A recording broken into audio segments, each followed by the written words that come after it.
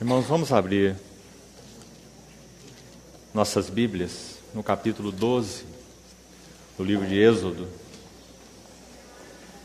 Êxodo, capítulo 12, verso 42. Esta noite se observará ao Senhor, porque nela os tirou da terra do Egito. Esta é a noite do Senhor. Vamos ainda a João, capítulo 13, João 13, 30. Ele, tendo recebido o bocado, saiu logo, e era noite. Ainda na primeira epístola de Paulo aos Coríntios, capítulo 11,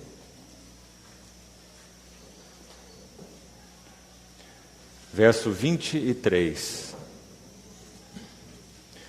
1 aos Coríntios, capítulo 11, verso 23. Porque eu recebi do Senhor o que também vos entreguei, que o Senhor Jesus, na noite em que foi traído. Vamos orar. Senhor, somos tão agradecidos, porque aprove ao Senhor nos reunir nesses dias. Recebemos das Tuas mãos a Tua provisão para tudo o que tanto carecemos para esses dias de comunhão com o Senhor, na Tua palavra e uns com os outros. Entregamos nossas vidas a Ti nessa manhã, Te pedindo que seja o Senhor mesmo, o próprio ambiente no qual nos reunimos. Seja o Senhor mesmo nosso mestre. Confiamo-nos a Ti e Te pedimos que guarde-nos debaixo de Tuas asas. Que nada interfira com o trabalhar do Senhor em nós e entre nós nesta manhã. Chama a nossa atenção e o foco de nosso coração para Ti mesmo. Te pedimos confiados, em nome do Senhor Jesus. Amém. Irmãos, nas sessões que são de minha responsabilidade, nós vamos focar nossa atenção nessa noite em que ele foi traído. Nós somos tão gratos ao Senhor pela vida do apóstolo João. Como o Senhor usou João de maneira tão particularmente maravilhosa para registrar isso que a Bíblia chama de a noite em que ele foi traído. Nós sabemos que no nosso Senhor não há noite. Deus é luz e não há nele treva nenhuma. Mas quando lemos aquele capítulo 12 do livro de Êxodo, nós vemos que aquela noite, o 14º dia do mês de Abib, ou Nissan, quando então eles seriam libertos do cativeiro do Egito, eles celebrariam ao Senhor uma noite particular, comendo, se fortalecendo, se vestindo, se preparando para aquela jornada pós-libertação. Mas quando o verso 42 do capítulo 12 de Êxodo descreve essa noite, muito curiosamente, essa noite é chamada de a noite do Senhor. Não a noite para o Senhor, nem a noite com o Senhor, mas a noite do Senhor. E quando nós chegamos ao Novo Testamento, nós entendemos muito bem o significado dessa noite, por causa dos relatos tão detalhados que, em particular, João vai nos dar sobre essa noite. Embora os outros evangelistas falem dessa noite, é João quem registra as nuances dessa noite.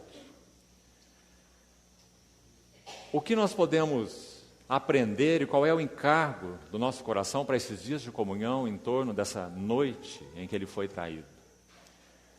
Nós temos, queridos irmãos e irmãs, tanto para aprendermos do nosso discipulado a Cristo nessa noite em que ele foi traído. Nós temos tanto para aprender na nossa vida de relação mútua, nessa noite em que ele foi traído. João enfoca, e assim, com o suporte da graça do Senhor, nós faremos muitas verdades entre os capítulos 13 a 17 de seu Evangelho. E é aí, com a ajuda do Senhor, que nós vamos nos deter. Capítulo 13 de João ao capítulo 17 de João trazem aquilo que o Senhor Jesus fez e ensinou nessa que é chamada a última noite do Senhor, a noite em que ele foi traído. Irmãos, em qualquer realidade humana, se nós queremos conhecer bem a essência da vida, da obra de um homem, nós preferencialmente estudamos seus últimos escritos e não os primeiros. Porque esses últimos escritos são seus escritos de maturidade. Quando tudo aquilo que realmente ele conheceu, tudo aquilo que ele experimentou, tudo que foi forjado em sua vida é expresso na sua carga final. Seja ele um poeta, seja ele um escritor, seja ele quem for. Não é diferente com o nosso Senhor. Sabendo, lembrando-nos que nosso Senhor é o Filho de Deus, o Verbo encarnado. Quando nós olhamos para essa última noite do Senhor, a noite em que ele foi traído, nós enchemos o nosso coração com a atmosfera e o significado daquela noite.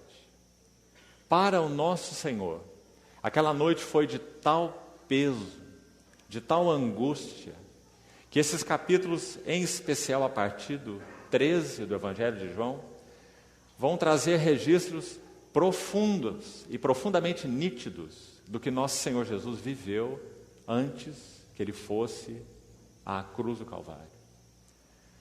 João foi aquele que reclinou sua cabeça no peito do Senhor, figuradamente, além de literalmente o que ele fez.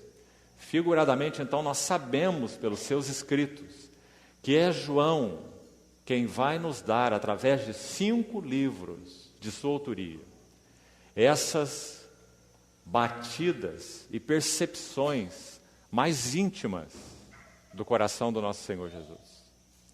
Então nós precisamos desesperadamente, com a ajuda do Senhor, compreender, podermos tocar pela graça de Deus e pelo seu Espírito algumas dessas verdades que sejam dessa noite em que ele foi traído. Quando Lucas escreve o seu Evangelho, ao iniciar o seu segundo livro, que é o livro de Atos, se você verificar o seu primeiro versículo, ele vai dizer o que ele fez no Evangelho. Então ele diz assim: escrevi o primeiro livro, ó Teófilo, relatando todas as coisas que Jesus começou a fazer e a ensinar. Creio que nós podemos dizer, quando estudamos os capítulos de João 13, na verdade até o fim do Evangelho, em particular os capítulos 13 a 18, nós podemos dizer que estamos vendo as coisas que Jesus terminou de fazer e de ensinar. O que o Senhor Jesus fez está particularmente registrado no capítulo 13. Foi aí que ele quis começar, por causa dessa ordem colocada por Lucas. Nosso Senhor nunca colocou o seu ensino à frente do que ele era. Ele sempre colocou o seu ensino como um resultado do que ele era. Ele cura o cego porque ele é a luz do mundo. Ele multiplica o pão porque ele é o pão da vida. Ele ressuscita Lázaro porque ele é a ressurreição e a vida. Todas as coisas que Jesus fez mostram o que ele é. Então Lucas vai dizer que as coisas que Jesus começou a fazer e a ensinar foram descritas naquele evangelho que ele, como um médico tão meticuloso, como um habilidoso cirurgião, ele fez aquela sua acurada investigação e escreveu o seu evangelho de uma maneira tão maravilhosa que historiadores pagãos seculares, reconhecem que Lucas está entre os maiores historiadores que pisaram essa terra. Então, queridos irmãos, quando nós abrimos esses capítulos de João, nós vamos poder, com a ajuda e pela misericórdia do Senhor, compreender algumas lições que são, então, as mais elevadas, são as mais preciosas, por serem feitas e ensinadas por quem foi, o nosso Senhor Jesus, e também, sem dúvida nenhuma, porque são as últimas. E nosso Senhor concentrou todo o seu coração no que concerne a fazer as suas últimas coisas.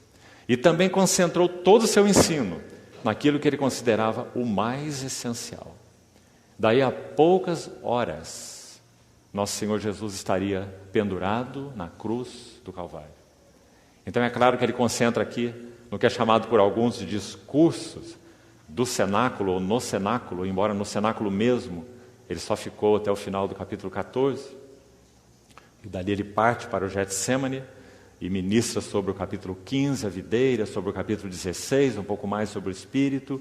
Depois ora no capítulo 17 e no capítulo 18 ele está no Getsêmani e no capítulo 19 ele está na cruz. Essa é a sequência de João.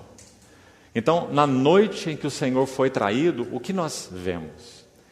Em primeiro lugar, nós vemos nosso Senhor e Mestre, como ele disse, reclinado aos pés de seus discípulos, lavando seus pés. Foi isso que ele quis fazer na noite em que ele foi traído. Na noite em que ele foi traído, ele falou sobre o seu Espírito Santo, o bendito Consolador. Se pudéssemos resumir os capítulos 13 a 17 de João, que serão o nosso foco de estudo, nós diríamos que o que o Senhor falou nesses 3 capítulos, e o que ele quis deixar claro como nota central, em primeiro lugar, é sobre o seu amor. Tendo amado os seus que estavam no mundo, ele os amou até o fim. Ele os amou completamente, totalmente. Mas também podemos dizer, estudando os outros capítulos, que o o Senhor quis ensinar na noite em que ele foi traído era sobre seu espírito. Seu amor, seu espírito. Esses são os 2 focos da noite em que ele foi traído. O que ele tem para nos ensinar sobre o seu espírito? João 14, 15 e 16. O Espírito Santo é referido pelo Senhor Jesus como sendo o Espírito da realidade, o Espírito da verdade. Uma menção em cada capítulo. No capítulo 14, nosso Senhor vai ensinar os seus discípulos e a nós que o Espírito da verdade seria enviado como Espírito de habitação. E que coisa mais maravilhosa essa verdade do capítulo 14 de João. O Espírito Santo não seria um hóspede em nossas vidas. O Espírito Santo viria para fixar residência em nós. E quando ele fizesse isso, nós iríamos conhecer coisas que nunca antes poderíamos ter conhecido. Naquele dia, vós conhecereis, disse o Senhor no capítulo 14. Paulo, em 1 Coríntios 2, ele disse, nem olhos viram, nem ouvidos ouviram, nem jamais penetrou em um coração humano o que Deus tem preparado para aqueles que o amam, mas Deus no-lo revelou pelo Espírito, que a todas as coisas perscruta. Então, isso o Senhor ensinou no capítulo 14. O Espírito da verdade, o Espírito da realidade, seria o Espírito de habitação. Viria a nós para nos selar, nos fazer filhos de Deus, e nos abrir as portas dos tesouros de Cristo. Esse é o ministério do Espírito Santo. No capítulo 15, nosso Senhor se refere ao Espírito da realidade como o Espírito que testemunha. E diz para os seus discípulos que eles também testemunhariam, porque estavam com ele desde o princípio. Os últimos versos do capítulo 15. Então nosso Senhor deu um passo além, para dizer que o Espírito da verdade era o Espírito de testemunho. E que nós então seríamos conforme registro de Atos capítulo 1, as suas testemunhas. Aqueles discípulos iniciais seriam suas testemunhas em Jerusalém, Judéia, Samaria e até os confins da terra. E muitos outros discípulos seriam agregados, quando o Espírito Santo então descesse sobre eles. Os discípulos em Samaria, os discípulos na casa de Cornélio, os discípulos de todas as nações. O Espírito da verdade é o Espírito que testemunha. E nisto o Senhor concentrou o seu ensino na noite em que ele foi traído. No capítulo 16, o Senhor concentra o seu ensino no Espírito da verdade, como o Espírito que ia nos guiar. Então ele vai dizer, Ele vos guiará. E que verdade mais maravilhosa. Nós não teríamos mais aquelas letras escritas em tábuas de pedra. Nós teríamos a sua palavra impressa nos nossos corações. E não ensinará jamais cada um o seu próximo, nem cada um o seu irmão, dizendo, conhece o Senhor, porque todos me conhecerão. Desde o menor até o maior deles. Porque eu imprimirei nas suas mentes as minhas leis. E nos seus corações escreverei. O Senhor falou sobre esse Espírito que nos guiaria a toda a verdade. Falou sobre esse Espírito que não falaria de si mesmo. Mas tudo aquilo que ele tivesse ouvido do Filho, ele nos falaria. E tudo aquilo que ele tem ouvido do Filho é aquilo que o Pai fala ao Filho. Porque tudo que o Pai tem é meu. Por isso ele há de receber do que é meu e vou-lo-á de anunciar. Ele me glorificará. Então, irmãos, todos esses ensinos, o Senhor o fez na noite em que ele foi traído. Irmãos, os discípulos não podiam compreender aquela noite. Eles estavam com um véu tão espesso diante de sua face, que eles não poderiam acompanhar o nosso Senhor. Naquela noite que foi a noite da sua desolação. A noite da sua angústia. Uma noite em que realmente ele a vivenciou sozinho. Por isso, amados irmãos, quem somos nós? Para abrirmos os capítulos 13 e 17 de João e achar que nós vamos extrair dali todas as riquezas. Impossível. Nosso Senhor está na noite em que ele foi traído. Talvez nós nos assemelhemos muito mais àqueles que ele chamou para orar com ele quando ele foi ao Getsemane. E por 3 vezes, enquanto se afastou deles como um tiro de pedra, orando ao Pai, e voltando para ter comunhão com seus companheiros, que seriam de oração, ele os achou dormindo. E disse, vós ainda dormis e repousais. Naquela noite da desolação e angústia do seu coração. Realmente aquele lagar ele pisaria sozinho. Há um lindo hino de um irmão do passado, em que uma das estrofes é dito assim, ele de angústia encheu o seu coração, mas não hesitou e nem recuou, mas indo aonde estava eu, achou-me. Glória ao nome seu. Essa foi a noite em que o Senhor foi traído. Então, irmãos, com a ajuda do Senhor, vamos começar nessa sessão com João capítulo 13. E vamos ver quais seriam algumas das verdades que podemos extrair dessa tão terrível, por um lado, e tão gloriosa, por outro, noite. A noite em que ele foi traído. A noite do Senhor. Uma noite tanto literal quanto uma noite espiritual. A primeira coisa que o Senhor faz, ou fez nessa noite, foi demonstrar qual era a essência do significado do seu reino. A essência. Irmãos, nenhuma vez antes, em 3 anos e meio, o Senhor havia lavado os pés de seus discípulos. Quando o Senhor está na sua última noite, a noite em que seria traído, ele escolhe deliberadamente uma atitude, uma ação. E essa ação é lavar os pés dos seus discípulos. por que ele o faz. Nosso Senhor não era um hipócrita, ele é a verdade. Nosso Senhor não quis dar para eles uma lição de humildade. Nosso Senhor quis mostrar a eles, de uma maneira muito viva, o que é a essência do reino dos céus. E para fazer isso, ele lava os pés dos seus discípulos. Então esse texto contém algumas verdades que nos chamam especial atenção. E gostaríamos então de passar por algumas delas, sempre mantendo no nosso coração essa visão, esse entendimento. Tudo que iremos compartilhar nessas 4 sessões diz respeito à noite em que ele foi traído. Vamos manter isso em nosso coração. Não são milagres, não são assuntos do ministério do Senhor no que concerne a um aspecto ou outro aspecto. É a noite em que ele foi traído. É aquilo, como dissemos, que é chamado a noite do Senhor. Aquela hora em que ninguém poderia acompanhá-lo, mesmo que quisesse.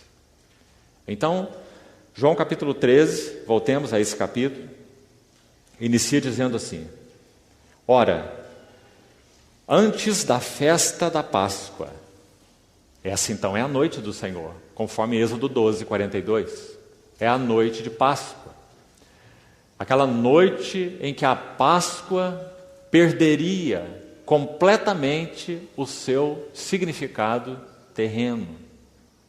Era a noite em que a Páscoa assumiria um significado eterno, um significado celestial. Era a noite em que a verdadeira Páscoa seria celebrada, porque o verdadeiro Cordeiro Pascal separou aquela noite com seus discípulos para introduzir essa Páscoa nas realidades celestiais e eternas. Então é dito, antes da festa da Páscoa, sabendo Jesus que era chegada sua hora. Até então, irmãos, algumas vezes pegaram em pedras para atirar nele. Mas nós podemos imaginar o Senhor, quando lemos esses textos, que nem mesmo tenha mudado sequer o seu semblante. Diz algumas narrativas que ele passou pelo meio deles e se retirou. E deixou-os lá com as pedras nas mãos. Por quê? Porque não era chegada a sua hora. Quando ele, no início de seu ministério, foi abordado por sua mãe, dizendo, o vinho deles acabou. Ele disse, mulher, que tenho eu contigo? Ainda não é chegada a minha hora. Quando em João capítulo 12, agora já na última semana do Senhor, depois de ser ungido em Betânia, ele diz, é chegada a hora de ser glorificado o Filho do Homem. Se o grão de trigo caindo em terra não morrer, fica só. E nosso Senhor disse isso na última semana antes da Páscoa. E a partir daí, então, ele está muito claro nessa última semana. 6 dias antes da Páscoa, ele recebe a unção em Betânia, segundo João capítulo 12. E nesses 6 dias, então, ele está com essa hora muito viva e muito clara no seu coração. E como já falamos, então, ele tem algo para fazer nessa hora. E ele tem algo para ensinar nessa hora, que vai resumir tudo o que ele fez e o que ele ensinou durante 3 anos e meio. Sabendo que era chegada a sua hora de passar deste mundo para o Pai, tendo amado os seus que estavam no mundo, amou-os até ao fim. E a ideia aqui é perfeitamente, a ideia aqui é completamente. Durante a ceia, tendo já o diabo posto no coração de Judas Iscariotes, filho de Simão, que traísse a Jesus, sabendo este que o Pai tudo confiara às suas mãos e que ele viera de Deus e voltava para Deus. Vamos parar aqui um pouco. Nesse versículo 1, lemos até o verso 3, o que nós vemos de particular com relação ao que o Senhor fez, através desse versículo 1. Creio que poderíamos enunciar assim. O Senhor quis mostrar que o seu amor pelos seus discípulos não seria limitado pelas suas fraquezas. Então o verso 1 vai dizer: tendo amado os seus que estavam no mundo, ele os amou até o fim, ou amou-os completamente. Seu amor não seria impedido pela fraqueza dos seus discípulos. Irmãos, isso realmente nos interessa muito. Abra, por favor, comigo no capítulo 18 de Lucas. Um relato apenas para tentar nos ajudar a entender esse primeiro aspecto do amor do nosso Senhor. Um amor, então, não impedido, não bloqueado por causa da fraqueza dos seus discípulos. Lucas capítulo 18, verso 31, diz assim: tomando consigo os 12, disse: eis que subimos para Jerusalém. Nós estamos aqui no final do ministério público de Jesus. A partir daqui, Jesus vai passar por Jericó, vai curar o cego Bartimeu, vai salvar a casa de Zaqueu e vai subir para Betânia, onde ele vai ser ungido por Maria de Betânia. Então nós estamos na última semana da vida do ministério do Senhor Jesus. Então é dito aqui: eis que subimos para Jerusalém. É a subida final, é a última semana. E vai cumprir-se ali tudo quanto está escrito por intermédio dos profetas no tocante ao Filho do Homem. Irmãos, por 3 vezes, nosso Senhor Jesus compartilhou com seus discípulos que era necessário subir para Jerusalém e sofrer muitas coisas, dos principais sacerdotes, escribas, ser morto, ressuscitado no 3º dia. 3 vezes. Isso é algo interessante. Ele fez isso 3 vezes após a experiência do Monte da Transfiguração. Ou seja, o Senhor Jesus começou a falar claramente sobre a cruz nos 6 meses finais do seu ministério. E ele falou 3 vezes nesses 6 meses. A primeira vez foi lá no início, Monte da Transfiguração, ele fala a primeira vez. A segunda vez, mais à frente um pouco, nesse período, mais no final desse período. E a última vez no finalzinho desse período, praticamente 6 dias antes da Páscoa. Que ele iria então subir e sofrer e ser morto. Mas o texto continua assim, veja, verso 32. O Filho do Homem será entregue aos gentios, escarnecido, ultrajado e cuspido. Percebemos então o que significa a noite do Senhor? Nosso Senhor está entrando na sua última semana. De angústia encheu o seu coração. O Getsêmani, no capítulo 18 de João, é a expressão máxima dessa angústia da sua última semana. Aquela unção de Maria que ele recebe em Betânia, pelas mãos de Maria, ela é tão maravilhosa, exatamente porque nem os seus discípulos mais íntimos a puderam compreender. Nem Pedro, nem Tiago, nem João, nem ninguém, a não ser unicamente Maria. Alguns estudiosos dizem, nós somos forçados a concordar com eles, que Maria foi a pessoa que melhor conheceu o coração do nosso Senhor Jesus, enquanto ele esteve na terra. E então ela fez o que ele fez, o que ela fez, derramando aquela unção sobre a cabeça e sobre os pés do nosso Senhor Jesus. Quando o Senhor Jesus estava vivendo a sua última semana, quando seu coração estava cheio de desolação, cheio de angústia, quando ele ia para Betânia, porque não encontrava pouso em Jerusalém, para compartilhar com os seus íntimos de Betânia aquilo que enchia seu coração, de dor, de angústia, de trevas, de desolação. Então, quando ele dá essa notícia para os seus discípulos, indo para Betânia, para ali ser ungido, veja o que mais diz, verso 33. E depois de o açoitarem, tirar-lhe-ão a vida, mas ao 3º dia ressuscitará. Agora note o verso 34, com atenção. Eles, porém, nada compreenderam acerca dessas coisas. E o sentido dessas palavras era-lhes encoberto, de sorte que não percebiam o que ele dizia. Esses são os companheiros do nosso Senhor Jesus. Esses são seus companheiros mais íntimos. O que é dito sobre eles aqui, 6 dias antes da Páscoa, basicamente, é que eles nada compreendiam. E que eles não percebiam o sentido de suas palavras. Não foi assim com Maria de Betânia. Então, irmãos, quando o nosso Senhor entra nessa última noite, a noite em que ele foi traído, o que ele faz? João 13, versículo 1. Tendo amado os seus que estavam no mundo, ele os amou até o fim. Quem ele amou? Aqueles que nada compreendiam. E aqueles que tinham o sentido dessas coisas encoberto aos seus olhos. Aqueles que achavam que poderiam ir com o Senhor até ao fim. Mas finalmente, quando nosso Senhor chegou ao seu fim, no que concerne a sua entrega, ao seu ministério terreno, não havia ninguém como seu companheiro de aflição. Porque aquele lagar ele pisaria sozinho.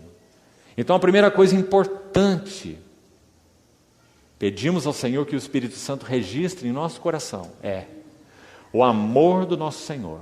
Aquele amor que ele evidenciou na noite em que ele foi traído. Noite de angústia, de trevas, de desolação. Irmãos, qual era o sentimento de nosso Senhor quando ele falou para os seus discípulos? E será escarnecido, e será açoitado, e será cuspido. Qual era o sentimento de nosso Senhor? Mas então João 13:1 vai dizer, amou os seus e os amou até o fim. Os amou completamente. Louvado seja o nome de nosso Salvador. Ele nos ama apesar de nós. Ele não nos ama por causa de nós. Ele nos ama apesar de nós. Ele nos ama apesar de nossa limitação, de nossa obtusidade, de nossa fraqueza de compreensão. A aliança que ele fez conosco veio dele para nós e não de nós para ele. O Verbo é que se fez carne e habitou entre nós, cheio de graça e de verdade. Ele, luz, que era, veio trazê-la às nossas trevas. Então o que o Senhor quis deixar claro para os seus discípulos, em primeiro lugar, ele os amaria até o fim, apesar de quem eles eram, apesar deles nada compreenderem. Agora, irmãos, isso ainda não era o suficiente, é só o início. Nosso Senhor iria introduzi-los em algo escandaloso para eles. O Senhor iria lavar os pés deles e ensinar mais lições. E nós queremos pontuar aqui, com a ajuda do Senhor, mais algumas delas. Lições da noite em que nosso Senhor foi traído. Verso 2 então diz assim: durante a ceia, tendo já o diabo posto no coração de Judas Iscariotes, filho de Simão, que traísse a Jesus. Vamos parar um pouco agora nesse versículo e falarmos rapidamente um pouco sobre Judas. Há tanto sobre Judas nas Escrituras. Só parece que não, mas há muito. Há até um registro trágico sobre a forma como ele morreu. Não apenas nos evangelhos, dizendo que ele se enforcou, mas em Atos, capítulo 1. Quando diz que as suas entranhas se derramaram. Quem escreve sobre isso é Lucas. Lucas é médico e inspirado pelo Espírito Santo. Se você estudar aquele texto em Atos capítulo 1, você vai ver que de alguma maneira, o que Lucas quis nos dizer é que na morte de Judas, o seu ventre se abriu e os seus intestinos se derramaram. A palavra splankna, que Lucas usa em Atos 1, é deliberada. E ela significa intestinos. Todas as suas entranhas se derramaram. Judas pronuncia 5 frases na sua vida. Sabe qual é a primeira frase de Judas? Por que não se vendeu esse perfume por 300 denários e não se deu aos pobres? 3 anos e meio andando com o nosso Senhor. E essa é a sua primeira frase. Que desperdício. Por que não se vendeu esse perfume? Sabe qual é a sua última frase? Pequei traindo sangue inocente. Então, irmãos, no versículo 2 do capítulo 13 de João, o que nós temos? O amor do Senhor está acima de distinções pessoais. Essa segunda lição maravilhosa nesse capítulo. Não apenas ele amou os seus, como já falamos, em primeiro lugar, apesar das limitações deles. Obtusos, nada compreendiam, tinham um sentido encoberto daquelas coisas, não podiam acompanhar nosso Senhor, amou-os apesar deles mesmos e de suas limitações. Mas mais que isso, ele amou-os acima de distinções pessoais. E por isso nós temos o registro de Judas no versículo 2. Judas é mencionado nessa ceia, não apenas no versículo 30, quando ele recebe o bocado molhado e sai porque era noite, para executar os seus planos de traição com relação ao nosso Senhor. Mas ele é mencionado nominalmente no lava-pés. Você acha que o Espírito Santo fez isso por algum outro motivo que não seja nos dizer que Judas estava lá e que nosso Senhor estava lavando os pés dele? Agora escute algo aqui importante. Quando Judas recebe aquela escolta de guardas dos principais sacerdotes e dos fariseus e vai ao Getsêmani para entregar o Senhor, você lembra o que acontece?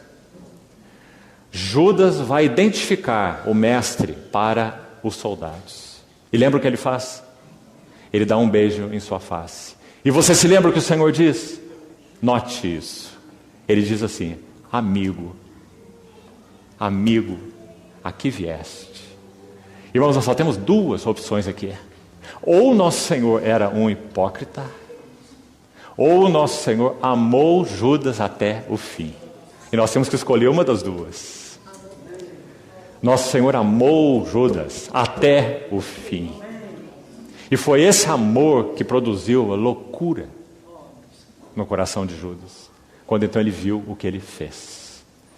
Então recebeu o bocado molhado, e era noite, e saindo, entregou o Senhor, o vendeu por 30 moedas, se encheu de remorso, jogou essas moedas no santuário, com essas moedas foram comprados um campo de sangue, e Judas finalmente ali se enforcou, e as suas entranhas se derramaram.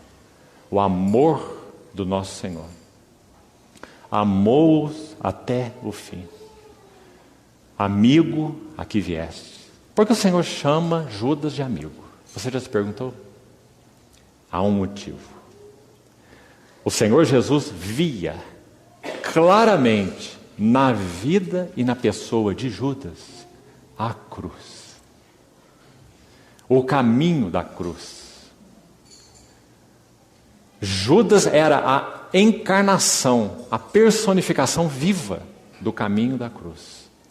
Então, amados, mais uma vez, quando nosso Senhor nessa ceia, João capítulo 13, ele molha aquele pão no vinho e dá a Judas, nós sabemos o que isso significa. Significa um gesto de honra daquele que é o anfitrião da celebração, que é o nosso Senhor. E de novo nós temos que nos perguntar: ou nosso Senhor é um hipócrita, ou nosso Senhor está honrando o caminho da cruz na pessoa de Judas. E é isso que ele está fazendo. Está honrando o caminho da cruz. Por quê? Porque, de novo, Lucas vai registrar 7 vezes, preste atenção aqui, que o nosso Senhor Jesus manifestava uma decisão no seu coração de ir para Jerusalém. A primeira vez, de novo, é logo depois do Monte da Transfiguração, 6 meses finais da vida do Senhor. É dito, Lucas 9, verso 51. E ele manifestava no semblante, até mesmo em seu semblante, uma intrépida resolução de ir para Jerusalém.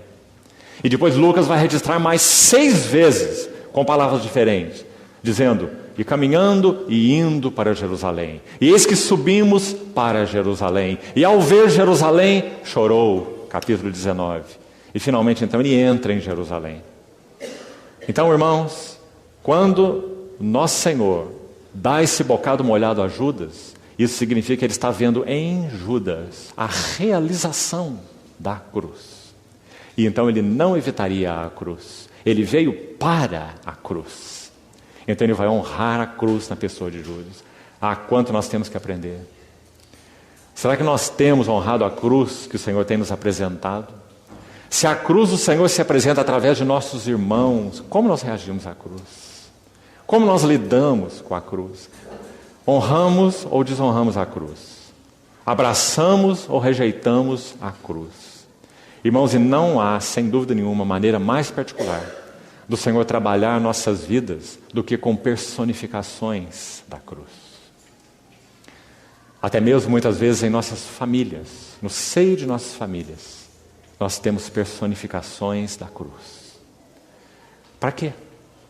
Para que nós aprendamos a amar até o fim. Amar no espírito daquele que ama até o fim.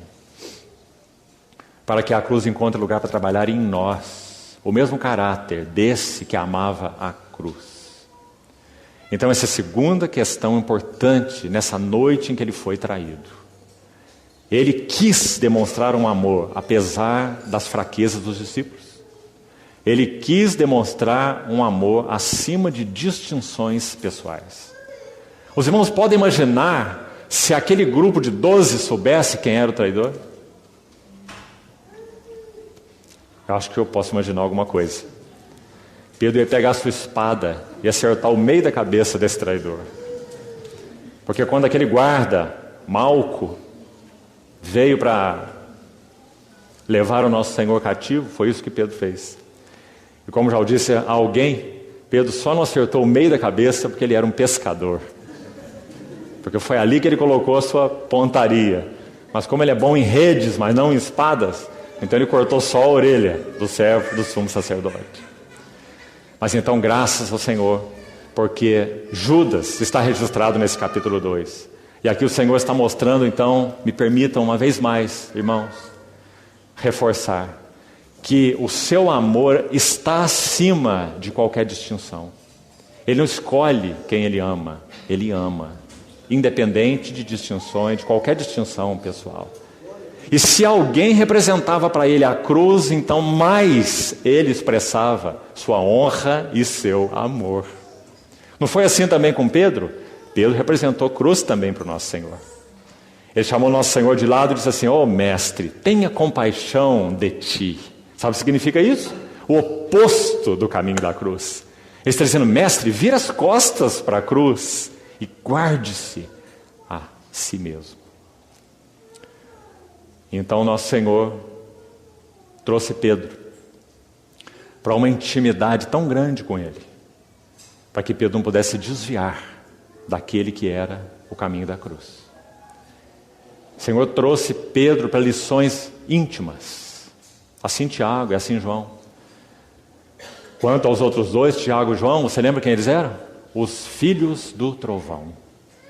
Aqueles que quando nosso Senhor não queria ser recebido em uma aldeia, porque tinha no seu semblante a decisão de ir para Jerusalém, e foi rejeitado numa aldeia de samaritanos, esses dois iriam dizer assim: mestre, isso não é possível, sendo o Senhor quem o Senhor é. Não queres que façamos descer fogo do céu para consumir essa aldeia de samaritanos? Então o Senhor falou: vós não sabeis de que espírito sois. Então aqui em João 13 nós estamos vendo que espírito é esse, que Senhor é esse. Então, irmãos, essa segunda característica importante no versículo 2, o Senhor nos ajude nisso, que não seja apenas ensino bíblico para nós. Amou-os acima de distinções pessoais. Irmãos, uma das coisas que mais fere a liberdade e a condução do Espírito Santo na vida da igreja, sabe o que é? São as nossas simpatias e nossas antipatias pelos outros. Se o amor do Senhor não nos levar a amar-nos acima de distinções pessoais, e essas distinções sejam de, podemos chamar, classe social, cultura, raça, cor, jeitos ou trejeitos, se o Senhor não puder, pelo trabalho da cruz, nos levar a isso, nós estamos falidos como assembleia. Nós seremos um grupo dos amáveis e não igreja do Senhor Jesus. Porque na igreja não há grego nem judeu, nem escravo, nem livre, nem homem, nem mulher. Cristo é tudo e é em todos. Mas isso só pode ser verdade se nós formos introduzidos no amor de nosso Senhor. Como? Pelo caminho da cruz. A cruz precisa trabalhar em nós, nesse assunto das distinções pessoais. Do contrário, nós não podemos ser expressão do significado do seu reino. Mais uma lição importante, versículo 3 e 4. 3 a 5. Sabendo este que o Pai tudo confiara às suas mãos, e que ele viera de Deus e voltava para Deus, levantou-se da ceia. Leia fazendo o quadro na sua mente, irmão. A melhor ajuda que nós podemos receber é essa. Levantou-se da ceia, tirou a vestimenta de cima e, tomando uma toalha, cingiu-se com ela. Depois deitou água na bacia e passou a lavar os pés aos discípulos e a enxugar-lhes com a toalha com que estava cingido. Que quadro mais maravilhoso. O que significa tirar a vestimenta de cima, essa túnica? Significa despir-se de sua dignidade como homem. Os escravos, os que se vestiam de modo mais simples, não usavam essa vestimenta de cima. Usavam só uma vestimenta de baixo. Esses que usavam a vestimenta de cima eram os cidadãos.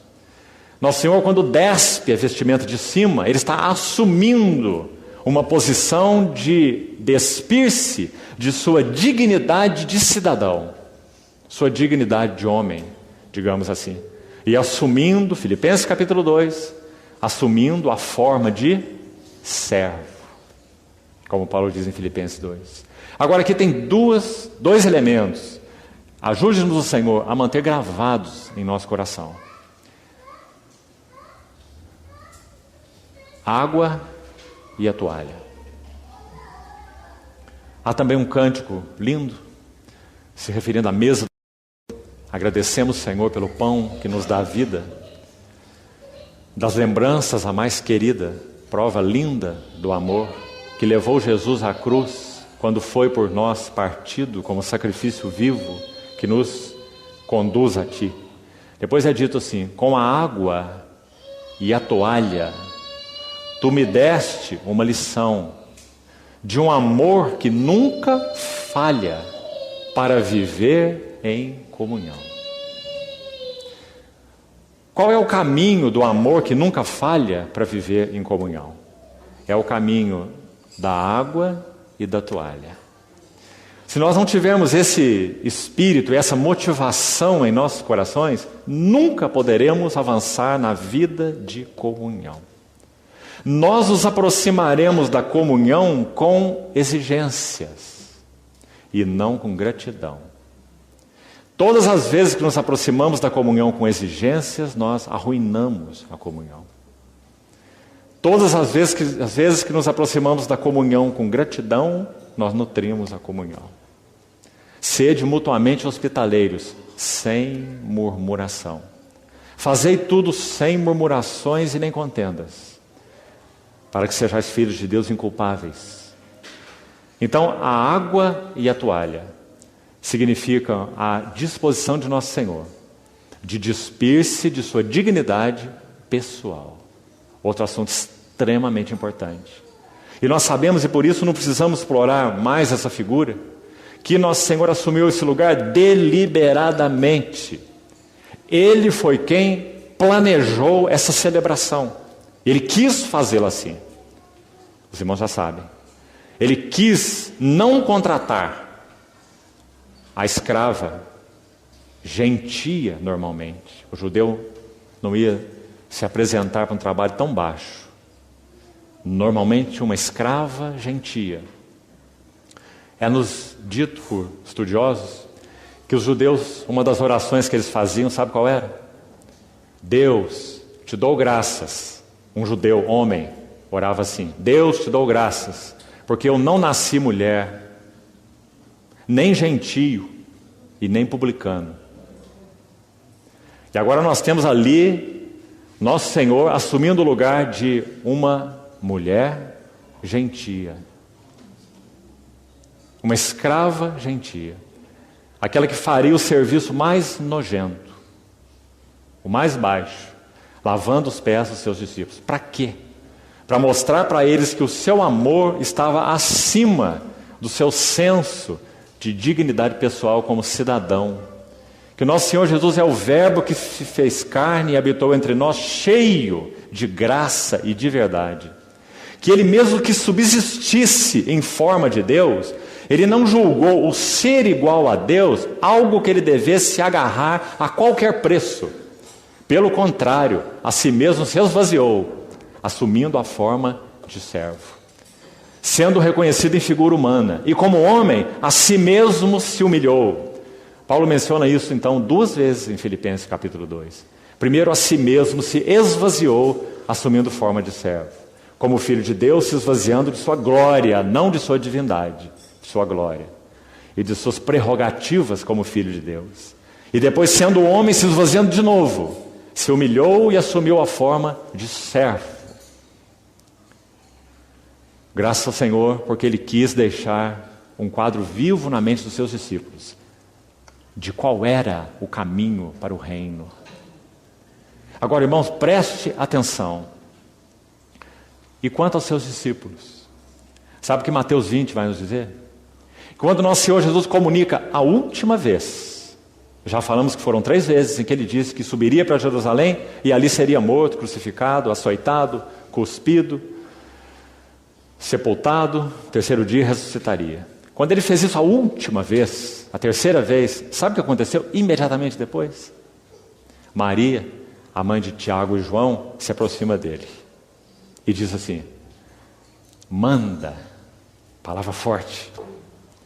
Ela está pedindo, ela está ordenando que o Senhor ordene, ou seja, ela está se colocando como senhora dele e dizendo: manda que no teu reino esses meus 2 filhos se assentem, um à tua direita e à tua esquerda. Como que dizendo: Senhor, o Senhor não vai encontrar discípulos melhores, meu Tiago e o meu João. Coloque cada um de um lado do Senhor na tua glória e no teu reino. Depois do Senhor ter dito a 3ª vez que Ele iria à cruz. Então os irmãos sabem o que aconteceu nesse momento? Os 10 que ficaram para trás se indignaram contra os 2, diz Mateus 20. Como que pensando assim: eles foram muito rápidos e mais espertos do que nós, chegaram na frente. Agora o Senhor só tem uma direita e só tem uma esquerda, onde será que nós vamos ficar? Não sobrou o trono para nós.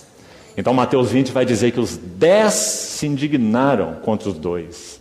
Você vê que grupo era esse, irmão? E sabe o que o Senhor teve que dizer para ele? Sabeis que entre os povos os governadores os dominam e os maiorais exercem autoridade sobre eles, mas entre vós não será assim. Aquele que quiser ser o maior, esse seja o vosso servo. E aquele que quiser ser o primeiro entre vós, esse seja o que vos sirva, tal como o Filho do Homem, que não veio para ser servido, mas para servir e dar a sua vida em resgate por muitos. Não é precioso? E o que ele está fazendo aqui em João 13? Exatamente isso que ele ensinou. Ele está colocando de uma maneira tão clara para os discípulos. Ele está dizendo, como que dizendo: vocês não estão vendo o meu reino? Vocês não estão vendo o que é reinar? Irmão, ouça aqui com cuidado. Água e toalha falam da vitória do Senhor sobre a vida. Preste atenção. Se o Senhor não tomasse a água e a toalha vencendo sua própria vida, Ele não poderia ir à cruz, que era a demonstração final de que Ele realmente faria tudo por outro, pelo propósito do Pai e por nós. Ele entregaria a sua vida. Compreendeu essa relação? Se a toalha e a bacia, a água e a toalha, não são marcas do nosso viver como discípulos do Senhor, nós não poderemos enfrentar a cruz. Colocando ainda de outra forma, água e toalha é vitória sobre a vida egocêntrica, uma vida que vive para si mesmo, que pensa nos seus interesses, que se ocupa consigo mesmo. a água e a toalha, lavando os pés dos discípulos, é prova de que ele venceu a vida egocêntrica. Ele não vivia para si mesmo. E a cruz é a prova de sua vitória sobre a morte. Vitória sobre a vida, vitória sobre a morte.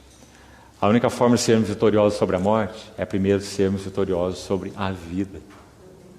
E o Senhor nos mostrou qual é o caminho de sermos vitoriosos sobre a vida. Paulo, por exemplo, na sua epístola aos Filipenses, no capítulo 2, ele diz assim: não tenha cada um em vista o que é propriamente seu, senão cada qual o que é dos outros. Por que ele fala isso? Porque ele sabe que nós estamos mergulhados numa vida egocêntrica. Nós nos preocupamos é conosco. No máximo, com aquele ninhozinho nosso, a nossa família. Se ali está bem, então está tudo bem. Está tudo certo. Ele morreu por todos para que os que vivem não vivam mais para si mesmos. Isso é vitória sobre a vida. Então, irmãos, a grande obra do Espírito Santo em nossas vidas, qual é? Livrar-nos do cativeiro do eu. E nos introduzir num cativeiro a Cristo. Vivermos vidas cristocêntricas, amando a Ele, servindo a Ele, vivendo com Ele, e nele, e para Ele. Que bendito, maravilhoso Espírito Santo veio habitar em nós para realizar esse trabalho. Mas, irmãos, nós precisamos compreender que esse é o único caminho. É o caminho do discipulado, é o caminho do reino. Sabe, amados irmãos, me permitam de passagem aqui, algo que tem preocupado bastante meu coração. Há muita coisa sendo dita sobre reino, mas num aspecto muito externo. Muita preocupação com últimos acontecimentos, com Israel, com isso e com aquilo, com templo, sacrifício, altar, que hora é essa, novilha vermelha, levitas e etc.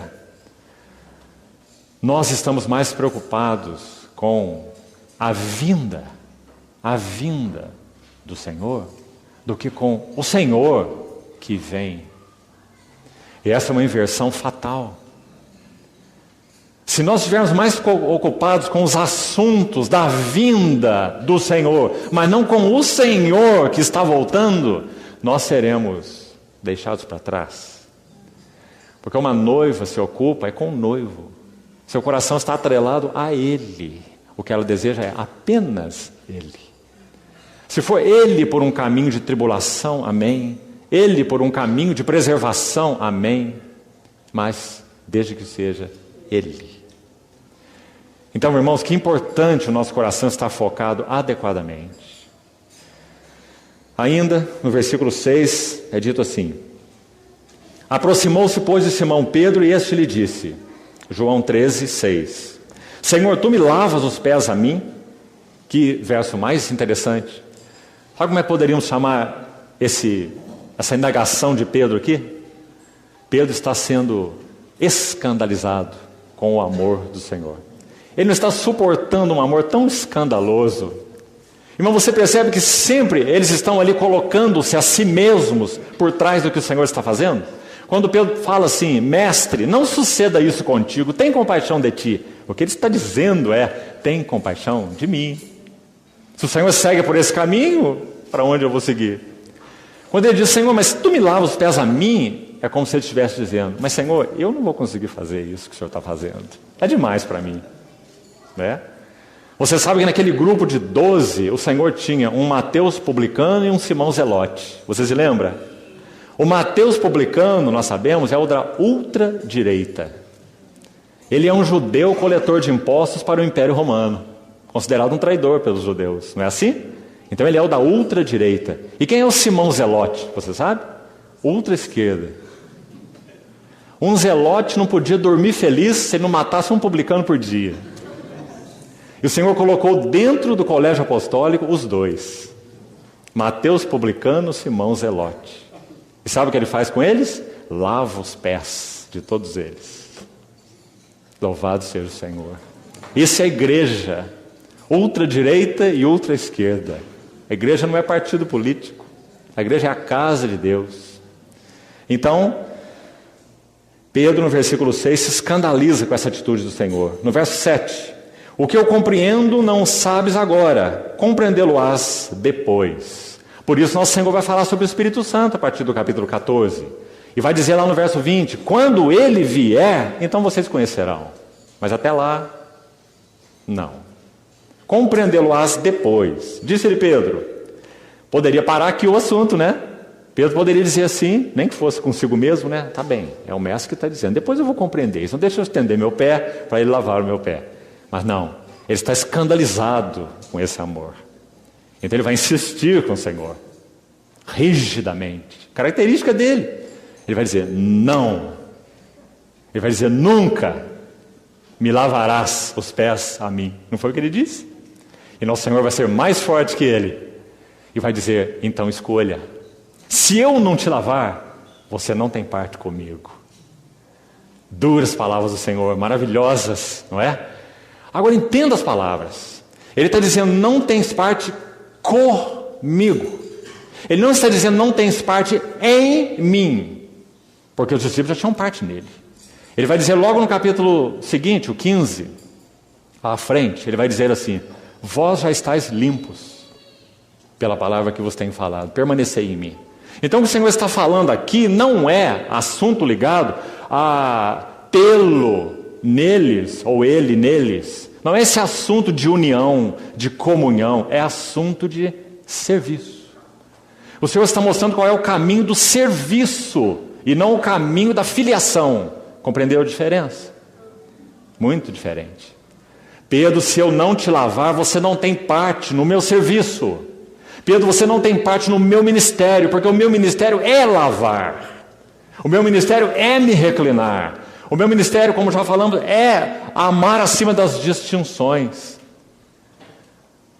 O meu ministério é servir, mostrando qual é a essência do reino de Deus. Então, se eu não te lavar, você não tem parte comigo. Pedro entendeu, tanto entendeu, que ele disse, Senhor, quero mergulhar nessa bacia.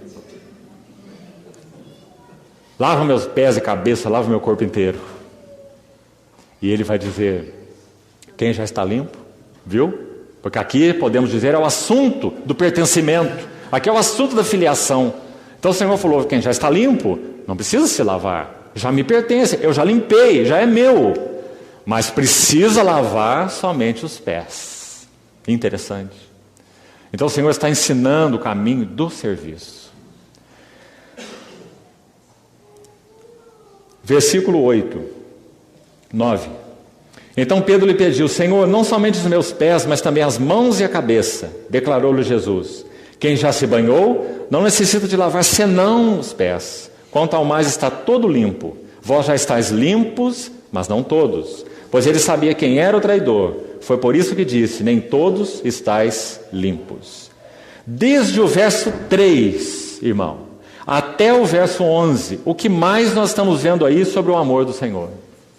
Acho que está muito claro nesses versos 3 a 5, que já lemos e relemos, que o amor do Senhor, terceira característica então, citaríamos, além das duas já citadas, o amor do Senhor é condescendente. Ele tira a vestimenta de cima e se abaixa aos pés dos discípulos. Paulo escreve assim em Romanos 12. Condescendei com aquilo que é humilde. Não sejais orgulhosos. Condescendei com aquilo que é humilde. Foi isso que o Senhor Jesus fez exatamente aqui. Ele não disse condescendei com aquele que é humilde, mas condescendei com aquilo que é humilde. Nos ensinando então qual é o caminho do serviço cristão. Versículo 5 em particular, a água, a toalha que já citamos, para colocar em uma palavra, qual característica, a quarta dela, poderíamos mencionar aqui com relação ao amor do nosso Senhor? O que ele quis deixar claro para os discípulos? Importante, irmão. Quarto aspecto. O amor do Senhor é prático. Há um versículo em Romanos 8, você conhece muito bem, que diz assim, e Deus prova o seu próprio amor para conosco. O amor de Deus para conosco não ficou no céu. O amor de Deus para conosco foi demonstrado no Calvário.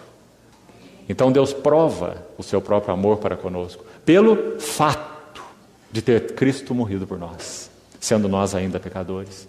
Então vamos sair de um nível de amor platônico. Vamos sair de um nível de amor de cumprimento, que diz: amor, irmão, te amo em Cristo. O amor do Senhor é prático. É bom que falemos isso se é verdade em nosso coração. Mas o amor requer expressão. Então nosso Senhor deixou isso claro para os discípulos. Ele amou os seus discípulos até o fim, independente de lavar os pés deles. Não é? O Senhor precisava lavar os pés deles por algum outro motivo? Não. Ele o fez porque ele queria provar o seu próprio amor. E de maneira, como dissemos, escandalosa, ou talvez uma palavra melhor, extravagante. Versículo 8, que já lemos. Quando Pedro diz: nunca me lavarás os pés. E Jesus respondeu: se eu não te lavar, não tens parte comigo. Quinto aspecto. Com relação ao amor do nosso Senhor, ele é um amor purificador para os seus companheiros. O Senhor não nos chama apenas como filhos, o Senhor nos chama para sermos seus companheiros. E nós precisamos também diferenciar bastante essas duas coisas, irmão. Quando nós temos um filho pequenino, até que ele cresça, ele é nosso filho amado, cuidado muitas vezes muito mais e melhor do que os outros que já são mais velhos. E isso é normal. Ele é menor, indefeso, ainda criança, né? Mas nós não podemos olhar para esse amado e cuidado filho e dizer que ele é nosso companheiro. Porque quanto ele compartilha de nossos pensamentos, de nossos sentimentos, de nossos encargos maiores, de nossas responsabilidades. Ele não tem quase responsabilidade nenhuma, né? Quais são as características da criança natural e também da criança espiritual? Só se preocupa consigo mesma e não assume responsabilidade por outras vidas. Então que o Senhor nos ajude, irmãos, a crescer no reino. Então, o que o Senhor fez para que seus discípulos crescessem? Ele mostrou que seu amor é purificador para os companheiros, não tem parte comigo. E aqui não tem tempo para desenvolvermos esse assunto, mas queria falar algo importante, rápido aqui. Hebreus 3,14, quando o autor de Hebreus escreve aquele capítulo maravilhoso, 3 de Hebreus, ele diz assim: porque vos tendes tornado participantes de Cristo. Hebreus 3,14. Se de fato guardares firme até o fim a confiança que desde o princípio tivemos. A palavra para participantes ali, na língua original, é companheiros. Porque nos temos tornado companheiros de Cristo. Nós não sabemos quem escreveu Hebreus, mas sabe onde essa palavra também aparece? Lucas. Sabe o que Lucas vai dizer? Vai dizer que quando aquela pesca maravilhosa aconteceu, você se lembra quando Pedro lança aquela rede, a mandado do Senhor, pesca tanto peixe, tem que chamar o barco vizinho, depois se prostra aos pés do Senhor, retira-te de mim que eu sou um pecador, você se lembra? Lucas 5. É dito que eles chamaram os companheiros do outro barco para vir ajudá-los com aquela quantidade de peixes. Essa palavra, companheiros, são companheiros sócios, são companheiros de um mesmo assunto, companheiros de um mesmo negócio, né? De uma mesma carga, um mesmo objetivo, pescadores. Essa palavra usada ali em Hebreus 3,14, não é interessante? Nós nos temos tornado companheiros de Cristo. Irmãos, nós somos companheiros de seu negócio. Qual é seu negócio? A mim me convém cuidar dos negócios de meu Pai. Ele nos chama para sermos companheiros. Qual é o caminho do companheirismo com Cristo? É sermos, recebermos amplamente, plenamente esse seu amor purificador. Esse é o amor que vem lavar nossos pés. Esse é o amor que se reclina, então, para que nós estendamos nossos pés e Ele nos limpe. Não de pecados aqui, mas aquilo que impede, que ofusca a face do Senhor de nossa face, que se coloca como um véu de comunhão entre nós e o nosso Senhor. É isso que Ele está fazendo aí. Irmãos, nós precisamos muito manter o nosso coração limpo assim. Porque muitas vezes as reuniões da Assembleia do Senhor é tão fria. Porque nós estamos sujos. Muitas vezes não de pecados, mas sujos de assuntos. Cuidado que o vosso coração não fique sobrecarregado. com os cuidados do mundo, a fascinação das riquezas, os deleites da vida e as demais ambições. São as coisas que os 3 evangelistas dizem. Mateus 13, Marcos 4 e Lucas 8. Essas 4 coisas. Elas sobrecarregam, empoeiram, embaçam a nossa relação com o Senhor e uns com os outros. E se eu não te lavar, não tens parte. Você vê como isso é sério, irmão? E quando nós celebramos a mesa do Senhor, por que não há uma adoração fresca, viva, a presença do Senhor que passeia no meio de nós? Isso deveria ser o normal em todas as reuniões em que partimos o pão e adoramos o Senhor. Mas por que isso não acontece em todas as reuniões? Porque nós estamos obstruídos, embaçados. E o que nós precisamos fazer? Irmãos, mantenhamos vivo esse quadro de João 13 em nossa mente. Esse que está aqui em João 13 é o mesmo que está ali em João 17. Permita-nos o Senhor chegarmos até lá no último dia, João 17. Sabe o que ele está fazendo em João 17? Orando. Quem ele é em João 17? O sumo sacerdote. E Hebreus vai dizer, temos um grande sumo sacerdote, que penetrou os céus. Então conservemos firmes a nossa confissão. Porque temos um sumo sacerdote, colocando de forma positiva, que pode compadecer-se de nossas fraquezas, porque ele foi tentado em todas as coisas à nossa semelhança, mas sem pecado. Então ele vai dizer assim, escute isso, como é prático com relação à mesa do Senhor. Aproximemo-nos com sincero coração, em plena certeza de fé. Acheguemo-nos confiadamente junto ao trono da graça, para que recebamos misericórdia e graça para socorro em ocasião oportuna. Vamos colocar da seguinte maneira. Irmãos, nós precisamos aprender, espiritualmente falando, a estender nossos pés, para que o sumo sacerdote lave de novo. Irmão, o seu ministério sumo sacerdotal celestial permanece sendo um ministério de água e toalha. Por quê? Hebreus vai nos dizer, porque Jesus Cristo é o mesmo. Ontem, no lava-pés, hoje, na vida da igreja, e quando estivermos para sempre diante dele. Louvado seja o seu nome. Ele ainda é o mesmo, que se reclina para lavar os pés dos seus discípulos. Quando nós então apresentamos nossos pés sujos a ele, e reconhecemos, Senhor, com tua palavra, com teu espírito, limpa a poeira. Quero ser um adorador pleno. Essa reunião é para ti. Essa mesa é para ti.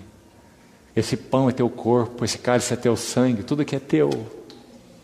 Então precisamos espiritualmente estender nossos pés para sermos lavados de novo, e de novo, e de novo, e de novo. Sabe como Hebreus coloca isso? Hebreus 7:25. Nós temos um sumo sacerdote que vive para interceder por nós. E ele pode salvar totalmente aqueles que por ele se chegam a Deus. Porque ele vive para, não é linda essa frase? Ele vive para, veja, ele vive para o quê? Para interceder por eles. E é isso que ele vai fazer em João 17, vai interceder por eles. Irmãos, aquele capítulo é tão sublime. Nós abrimos aquele capítulo e nós só podemos cair de joelhos. Sabe por quê? Porque nós reconhecemos, Senhor, são alturas que me tiram o fôlego. Eu não posso entender. Coração do Pai expresso pelo Filho, orando em João 17. O que nós temos ali, irmãos, é Deus o Pai e Deus o Filho. Uma janela se abre em João 17 para nós vermos um pouco do que significa a comunhão da Trindade. Será que nós somos capazes? Será que nós somos suficientes? Nós perdemos o fôlego quando o sumo sacerdote ora. E quando nós vemos pelo que ele ora. E sabe uma das coisas pelas quais ele ora? Santifica-os na verdade. A tua palavra é a verdade. Sabe o que isso significa? Lavagem de água pela palavra. Para apresentar a si mesmo uma igreja gloriosa, sem mácula nem ruga. Sabe o que isso significa? Estendemos hoje os nossos pés em espírito, para que o sumo sacerdote tome de novo sua bacia e sua toalha, que ainda permanecem como instrumentos dele, para nos manter seus companheiros, para termos parte com Ele. Irmão, o Espírito Santo ministre para nós essa lição. Nós não podemos servi-lo de outra forma. Então essa é a quarta característica, seu amor. A quinta característica, seu amor é purificador para os seus companheiros. E aqui nós vamos terminar uma última característica. Veja os versos 12 a 17, preste atenção. Diz assim: depois de lhes ter lavado os pés, tomou as vestes e voltando à mesa perguntou-lhes: compreendeis o que vos fiz? Não é maravilhoso esse nosso mestre e Senhor? Ele sabia que eles não tinham compreendido nada, mas ele pergunta: compreendeis o que eu vos fiz? Condescendente, amoroso, suportador, paciente, longânimo. Sabe por quê, irmão? Ele sabe que aquilo que ele fez foi tão chocante, tão claro, tão profundo para eles, que embora não tenham entendido nada, algo ia acontecer. Ele já falou: compreendê-lo-ás depois. Quando o Espírito Santo viesse, então João 13 se abrir para eles, eles iam entender, eles iam poder dizer: é mesmo, o Mestre nos mostrou o que é o reino, como nós podemos viver no reino, permanecer no reino, viver a vida do reino, porque essa é a vida do rei. Então ele diz: compreendeis o que eu vos fiz? Escute os versos seguintes: vós me chamais o Mestre e o Senhor. E aqui queria que você notasse algo importante. Quando o Senhor diz da maneira como eles o chamam, ele coloca o Mestre primeiro, não é? Claro, ele passou 3 anos e meio com eles, ensinando de todas as formas. O Mestre. E eles reconheceram que ele era o Senhor. Pedro mesmo disse: para quem iremos nós? Só tu tens as palavras da vida eterna. Nós temos crido, conhecido que tu és o Santo de Deus. Mas você vê que o Senhor coloca o Mestre primeiro, Mestre e o Senhor. Assim os discípulos diziam, e ele diz: dizeis bem, porque eu o sou. Agora preste atenção no próximo verso. Ora, se eu sendo, e aqui o Senhor inverte as palavras. Ele diz: eu sendo o Senhor e o Mestre. Mas por que ele faz isso? Acho que é claro, não é? Porque o que ele fez no lava-pés não era ensino. O que ele fez no lava-pés, sobretudo, era expressão daquilo que significa o reino. E daquilo que significa senhorio. Compreende? Então ele colocou o Senhor primeiro. Como que dizendo: quem lavou os pés de vocês não foi o Mestre e Senhor, foi o Senhor e Mestre. Ou seja, o Senhor reclinou-se aos seus pés. Sabe o que Lucas 12 nos diz? Lucas 12 é um capítulo tremendo, que toca assuntos relacionados à vinda do Senhor, inclusive, sobre mordomia, serviço. Lucas 12. Ele diz que aqueles servos fiéis, que o seu Senhor se ausentou, deixou responsabilidade a eles. Você se lembra? Lucas 12. Quando ele retornar, escute o que o Senhor disse. Quando esse Senhor retornar, ele vai colocá-los à mesa, colocar seus servos à mesa, e esse Senhor que retornou os servirá. Não é maravilhoso, irmãos? O Senhor os servirá. Graças a Deus, nosso Senhor permanece sendo o servo. O servo do Senhor. O servo que é Senhor. O Senhor que é servo. Então ele diz: compreendeis? Nunca eles poderiam compreender, porque eles estavam acostumados com um modelo de autoridade, que não é o modelo do reino, não é o modelo divino, não é a realidade espiritual do reino dos céus. Então ele diz: eu sendo o Senhor e o Mestre vos lavei os pés, também vós deveis lavar os pés uns dos outros, porque eu vos dei o exemplo. Essa palavra exemplo é usada 6 vezes no Novo Testamento. Ela significa um sinal, ela significa um modelo, um sinal. Interessante também esse significado. Eu vos dei um sinal, e eles só podiam ler esse sinal depois que o Senhor ressuscitasse. Lembra-te que João registra 7 sinais no seu evangelho. O lava-pés não está entre os sinais em si, mas a palavra sinal é usada aí no lava-pés. Eu vos dei o sinal. O lava-pés é mais do que algo que o Senhor realizou fortuitamente. O lava-pés é um sinal que eles só compreenderiam depois. em verdade vos digo, que o servo não é maior que o seu senhor, e nem o enviado maior do que aquele que o enviou. Se sabeis essas coisas, bem-aventurados sois se as praticardes. Importantes palavras. Nosso Senhor está dizendo que uma vida cheia de realização, isso é ser bem-aventurado, irmão. É uma vida cheia de realização. Vocês vão ter uma vida cheia, plena de realização, se fizerdes, se lavardes os pés, se forem suporte, se amarem acima de distinções pessoais, se amarem acima de fraquezas pessoais, se amarem de maneira prática, se amarem os que não vos amam, sereis cheios de realização. Bem-aventurados sois se as praticardes. Então ele está nos mostrando o caminho do reino, porque é o caminho do rei. O rei serve, nosso Senhor. Bendito seja o nosso Senhor. Então, ele vai dizer assim no versículo 17: bem-aventurados sois se praticardes. Agora nós vamos concluir nessa manhã. Eu queria chamar a atenção dos irmãos alguns minutos, rapidamente mais. Há diversos versos no Novo Testamento, são mais de 50 referências, que vão nos ajudar a compreender o assunto de João 13 sobre o lava-pés. A lição mais evidente de João capítulo 13, do capítulo do lava-pés, está expresso no final do capítulo.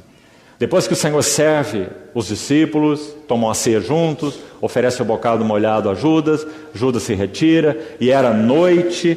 Então no versículo 31, nosso Senhor ensina alguma coisa. Vamos olhar rapidamente para isso. Diz assim: quando ele saiu, disse Jesus: agora foi glorificado o Filho do Homem, e Deus foi glorificado nele. Se Deus foi glorificado nele, também Deus o glorificará em si mesmo, o Filho, e glorificá-lo-á imediatamente. Filhinhos, ainda por um pouco estou convosco, buscar-me-eis, e o que eu disse aos judeus também digo a vós outros: para onde eu vou, vós não podeis ir. E agora escute bem os versos 34 e 35. Eles são o clímax do que o Senhor quis ensinar no lava-pés. Novo mandamento vos dou, que vos ameis uns aos outros, assim como eu vos amei. Agora você viu a conexão imediata desse verso 34 com o verso 1 desse capítulo 13? Porque o verso 1 tem a resposta. Se nós perguntarmos como o Senhor os amou, até onde Ele os amou, então o verso 1 vai dizer: Ele nos amou até o fim, completamente. Então, como eu vos amei, amai-vos também uns aos outros, e nisto conhecerão todos que sois os meus discípulos, se tiverdes amor uns aos outros. Então, irmãos, concluindo, há mais de 50 referências no Novo Testamento que tratam o assunto da mutualidade. Encorajaria fortemente os irmãos a fazerem esse estudo, porque nós poderíamos colocar como epíteto essa frase: amai-vos uns aos outros. João 13, 34. Que vos ameis uns aos outros. Mas então, se nós disséssemos assim: como podemos amar uns aos outros? Então nós vamos ter mais de 50 referências que usam as palavras uns aos outros, uns com os outros, uns para com os outros, ou a palavra mutuamente, que significa a mesma coisa. Quer ver alguns exemplos? Sede mutuamente hospitaleiros sem murmuração. Isso é amar uns aos outros. Como podemos amar uns aos outros? Sendo mutuamente hospitaleiros. Quer ver mais? Amai-vos uns aos outros com amor fraternal, preferindo-vos em honra uns aos outros. Mais uma vez, como nós podemos amar uns aos outros? Como nós dissemos, isso pode ser só uma profissão: ó irmão, eu te amo, ó irmãos, eu amo vocês. Como nós podemos realmente provar, mostrar que nós amamos uns aos outros? Quando nós preferimos em honra uns aos outros. Importante? Não tenha em vista cada um o que é propriamente seu, senão cada qual o que é dos outros. Viu de novo? Mais uma referência. Como nós podemos provar que nós amamos uns aos outros? Quando nós não buscamos os nossos próprios interesses. Quando nós não cuidamos só de nós mesmos. Então há muitas referências, mais de 50, sobre esse uns aos outros. Agora há algumas negativas. Escute, por exemplo, algumas. Como nos ajudam também. O que nós não podemos fazer uns aos outros, porque não é o que o rei faz, não é a vida do reino, não é a realidade espiritual daquilo que o Senhor já nos introduziu. Então é dito, por exemplo, assim, em Gálatas 5,15, diz assim: se vos mordeis e devorais uns aos outros, vede que não sejais mutuamente destruídos. Forte texto, mostrando a mutualidade negativa. Tiago, capítulo 4, verso 11, diz assim: não faleis mal uns dos outros. Se nós amamos uns aos outros, nós não falamos mal uns dos outros. Tiago 5,9 diz assim: irmãos, não vos queixeis uns dos outros. Então, se nós amamos uns aos outros, nós não somos queixosos uns com os outros, ou uns dos outros. Então o capítulo 13 de João vai terminar com essa ordem do Senhor: novo mandamento eu vos dou, que vos ameis uns aos outros como eu vos amei. Agora, irmão, eu gostaria de fazer algo aqui, antes de nós concluirmos. Sei que nós já estamos com a hora avançada, mas eu vou pedir para você, no Senhor, que concentre o máximo de sua atenção. Eu queria ler algo para os irmãos, com relação a essa vida em comunhão. Esse amai-vos uns aos outros. Porque o Senhor quis, sobretudo, ensinar ali para os seus discípulos, com relação ao lava-pés. E esse escrito é tão significativo, que não havia outra maneira, e é longo, de trazê-lo, senão escrevendo. Então, por favor, preste toda a atenção que você puder. Esse é um artigo de um servo de Deus que viveu durante a Segunda Guerra Mundial. Um alemão chamado Dietrich Bonhoeffer. Ele foi executado 3 meses antes da guerra terminar em 1945, por ordem direta do próprio Hitler, porque ele também, como servo do Senhor, entendeu que deveria se posicionar fortemente de uma forma antinazista. E ele foi então executado. E esse servo do Senhor escreve algumas obras sobre discipulado e sobre comunhão. Escute o que ele diz sobre esse amai-vos uns aos outros. E sobre a vida em comunhão. O caminho da vida em comunhão. Então, por favor, preste toda a sua atenção. Nós vamos poder parar para ficar explicando o texto. Por vezes, sem conta, comunhões cristãs faliram porque viviam de um ideal. É justamente o cristão sério que se vê inicialmente colocado numa comunhão cristã que trará em sua bagagem frequentemente uma ideia bem definida de como deve ser a vida cristã de comunhão. E ele se empenhará por realizar esta sua ideia de comunhão.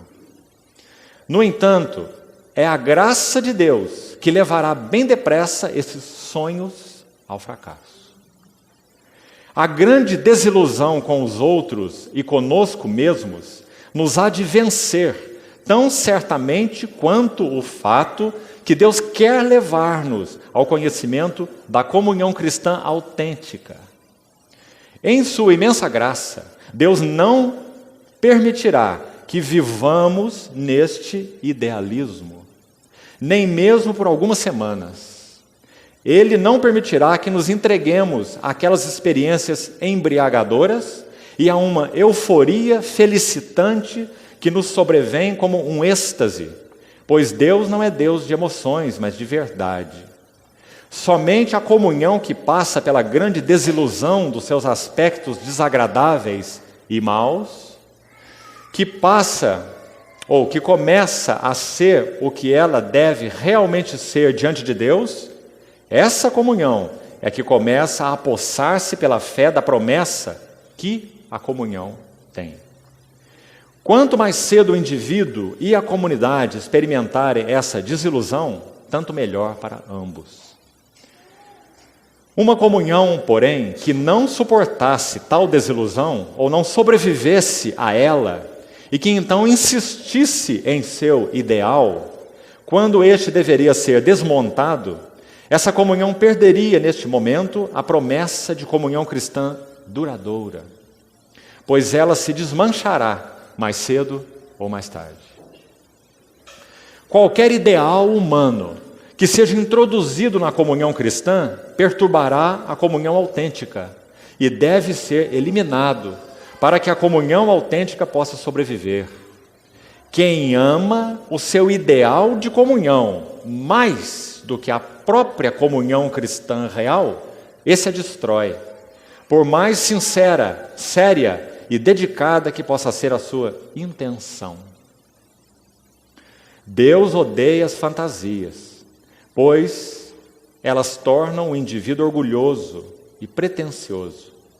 Quem concebe uma comunhão cristã idealizada exige de Deus, exige dos outros e exige de si mesmo o cumprimento dessa visão. Compreendeu como é sério isso, irmão? É assim que a comunhão entre os irmãos deve funcionar. E cada um de nós tem muitos ideais nesse sentido. E nós vamos forçar os outros para dentro dos nossos ideais. E o que nós vamos conseguir é um desastre. Ele entra na comunhão, esse indivíduo idealista, que idealiza uma comunhão, né, padrão, ele entra na comunhão cristã com exigências. Ele estabelece sua própria lei. E de conformidade com essa lei, ele julga os irmãos e julga o próprio Deus. Ele se porta com rigidez e passa a ser uma acusação viva para todos os irmãos. Aquele irmão que nunca está contente com a comunhão. Sempre tem críticas sobre a comunhão. Sempre está insatisfeito com o andamento da comunhão. Ele se torna uma acusação viva para todos os irmãos. Conduz-se como se ele tivesse que criar a própria comunhão cristã, como se o seu ideal visionário fosse capaz de unir os homens. Tudo o que não ocorre conforme a sua aspiração, ele o chama de fracasso. Sempre que o seu ideal se destrói, ele vê quebrar-se a comunhão. Primeiramente, torna-se acusador dos irmãos, depois de Deus, e por fim, um acusador desesperado de si mesmo. No entanto, Deus já lançou o único fundamento de nossa comunhão há muito tempo. Acabamos de falar dele nessa reunião toda. Deus já lançou o único fundamento da nossa comunhão há muito tempo. Pois Deus já nos uniu com nossos irmãos num corpo em Jesus Cristo. Por isso, não entramos na comunhão cristã com exigências, mas com gratidão. E como aqueles que já foram agraciados. Agradecemos a Deus por nos dar irmãos que vivem debaixo do chamado dEle, debaixo do seu perdão e da sua promessa. Não nos queixamos pelo que Deus nos negou.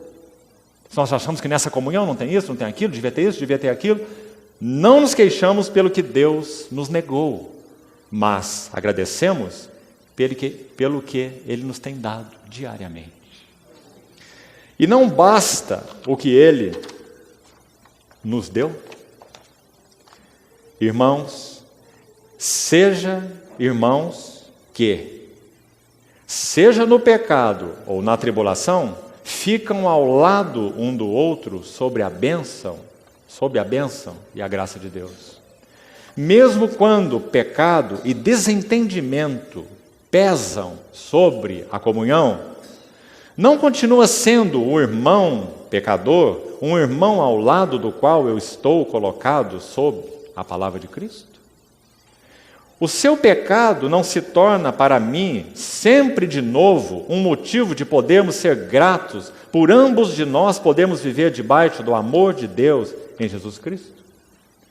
Não é verdade que a grande hora de desilusão com o irmão torna-se para mim incomparavelmente salutar, por me ensinar de uma vez por todas que nós dois jamais poderemos subsistir por palavras e obras próprias, mas unicamente por aquela palavra e obra que de fato nos une, a saber, pelo perdão do pecado em Jesus Cristo.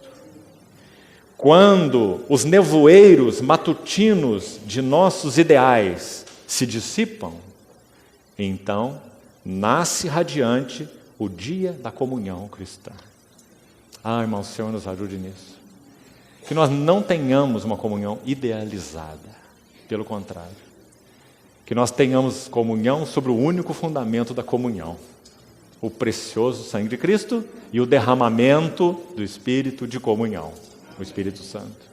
E que nessa comunhão o Senhor encontre um lugar de centralidade tal que então Ele possa levar a nossa comunhão a mais de realidade, a mais de valor. Mas isso está totalmente dependente do quanto nós permitirmos que a cruz trabalhe em nossas vidas. Sem cruz, sem comunhão. Nós somos desajeitados, e o Senhor o sabe. Mas sabe, irmão, para o nosso Senhor nunca foi problema o nosso desajeito. O Senhor lida com desajeitados. O que nós não podemos ser é desalinhados. Se nós estivermos alinhados com aquilo que o Senhor quer, não com o que nós queremos, mas com o que Ele quer. O propósito de Deus para a igreja, o chamamento à comunhão conforme descrito nas Escrituras, e não conforme nossas exigências, simpatias, antipatias, cobranças, desejos, nem subordinados às nossas críticas. Se nós estivermos dispostos a isso, então o Espírito Santo vai encontrar um lugar maravilhoso para lidar com todos os desajeitados. Porque nós estaremos então alinhados com aquilo que o Senhor quer. Desalinhados não podemos estar, mas desajeitados todos nós somos. Graças a Deus, porque o sumo sacerdote permanece com a bacia e a toalha, para nos ensinar o caminho da comunhão. Ele é o mesmo, ontem, hoje, será para sempre. Nas próximas sessões nós vamos entrar um pouco nos outros capítulos, 14 a 17 de João, para que o Senhor nos ajude então, concluindo aqui, a ver o que Ele considerou mais sublime na noite em que Ele foi traído. Isso é o essencial para o seu coração. Que Ele nos ajude então nisso, irmãos. Vamos orar mais uma vez. Senhor, te agradecemos tanto, porque não apenas o Senhor fez e ensinou na noite em que foi traído, mas o Senhor deixou registrado para nós. Sem esse registro, não saberíamos nada do que o Senhor fez e nada do que o Senhor ensinou. Obrigado, Senhor, por Tua palavra escrita. Pedimos que Teu Espírito Santo abra de novo os nossos olhos, para que vejamos as maravilhas de Tua lei. Aquilo que o Senhor fez e ensinou seja realmente vivo em nossos corações. Entregamos, Senhor, essas palavras compartilhadas a Ti e pedimos ao Senhor que se encarregue, por Tua graça, de aplicá-las ao nosso coração, moldar-nos e nos ensinar o caminho da comunhão cristã. Bendito é Teu nome. Agradecidos, Senhor, nós oramos. Em nome do Senhor Jesus. Amém.